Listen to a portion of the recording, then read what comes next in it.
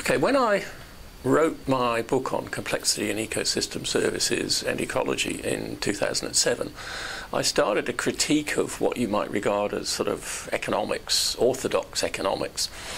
The problem I have is that we're trying to value, and in some cases trade and even put prices on, goods and services which are really quite indefinite.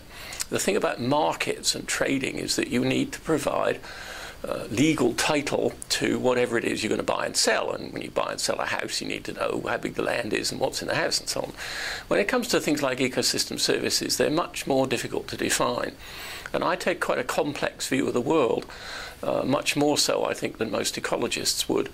And that means that we end up trying to deal with entities which have got lots of different species, they vary in space and time, they're different tomorrow to what they were yesterday, and there's what's called the particularity of place. In other words, everywhere's actually quite different.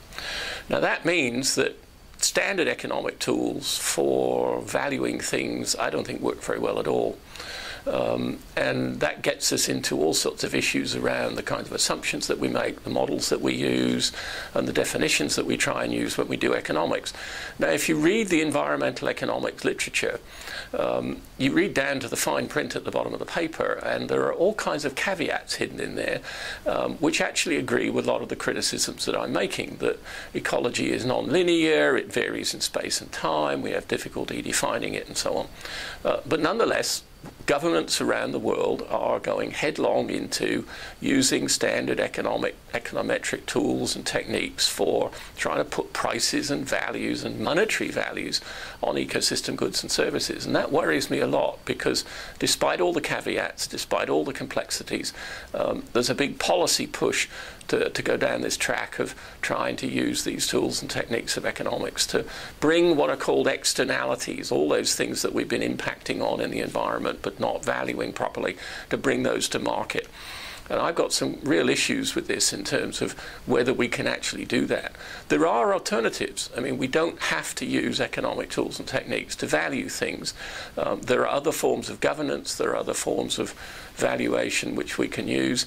Even in the ultimate, just using things like safe minimum standards, for example. I mean, we can just decide that we only want to go a certain distance down a track of mucking up ecosystems. So I have some real issues with normal economics, and there's a lovely paper in the archive not too long back which is entitled Physics Envy, because there's a bit of physics envy in economics. Physics envy is injurious to your wealth.